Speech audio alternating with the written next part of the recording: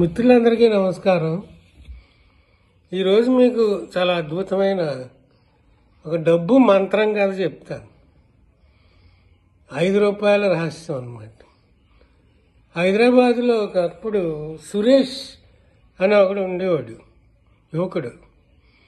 ఉద్యోగం లేదు, bank balance లేదు, ఇల్లు ఖాళీ. రోజు రాత్రి నిద్ర లేకుండా ఆలోచిస్తూ ఉండేవాడు, డబ్బు ఎలా వస్తుంది, నేను ఎప్పుడు ధనవంతుడిని అవుతాను.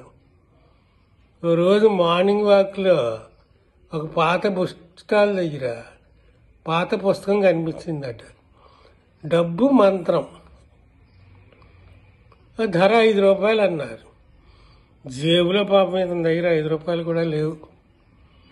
బుక్ స్టాల్ అంకుల్ పాపం చిరునవ్వి నవ్వి ఇచ్చేసట, 5 రూపాయలు కదా అని. బిడ్డ, డబ్బు కోసం కాదు, డబ్బు రహస్యం కోసం ఇస్తున్నా అని చెప్పాడు.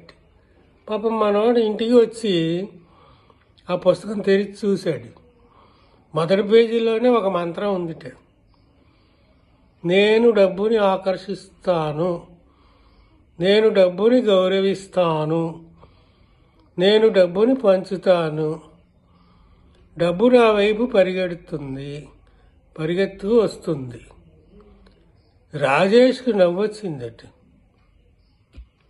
కానీ రాత్రి పడుకునే ముందు ఈ 4 వాక్యాలను 21 సార్లు గట్టిగా చెప్పుకున్నాడు.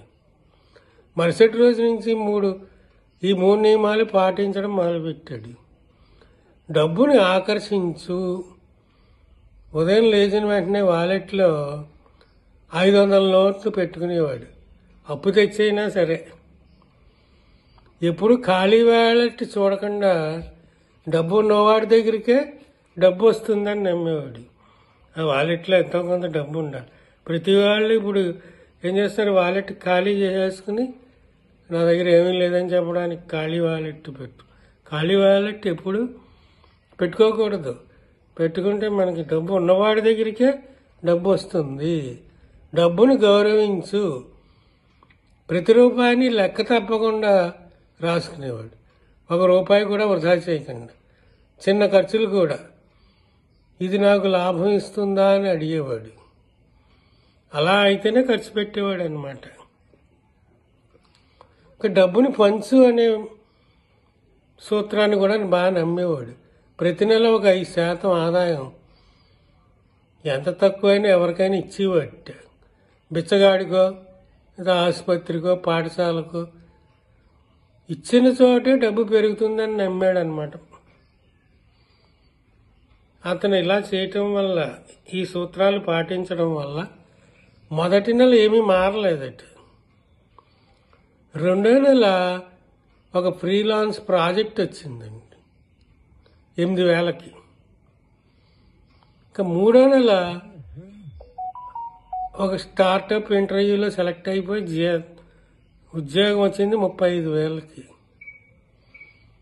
6 నెలల్లోనే రాజేష్ 5 లక్షలు సేవ్ చేశాడు.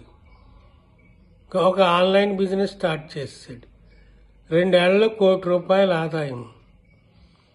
ఇప్పుడు అతను ఒక బిజినెస్ మ్యాన్.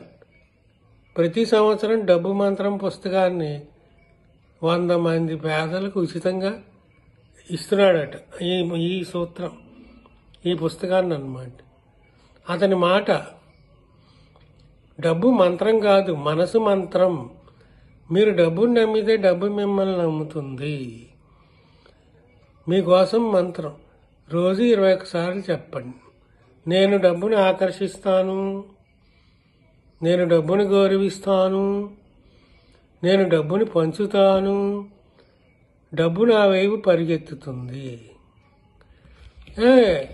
ఇది చాలా అద్భుతమైన కథ అన్నమాట. ఈ రకంగా ఇప్పుడు మనం ఎవరికైనా చారిటీ ఇవ్వందే మన దగ్గర డబ్బులు రావు. ఊపిరి పీల్చుకుని అలా ఉండిపోగలమా? డబ్బులు తీసుకుని ఇంకా అలా ఉండిపోగలమా? వదలాలి. వదలడం అంటే డబ్బుల్ని పేదలకి పంచడం. నీకు దగ్గర 100 రూపాయలు అంటే 10 రూపాయలు పేదలకు ఇస్తే అది మనకి తిరిగి వచ్చి 1000 రెట్లై నీ దగ్గరికి తిరిగి వస్తుంది అనమాట. ఇదే రహస్యం. ఈ రహస్యం ఎవరైతే పాటిస్తారో వాళ్ళకి బ్రహ్మాండంగా ఇంకా లోటు ఉండదు అన్నమాట. ఈ కథ మీకు నచ్చింది అనుకుంటున్నాను. సబ్స్క్రైబ్ చేసి ప్రోత్సహించవలసిందిగా కోరుతున్నాను. Thank you friends.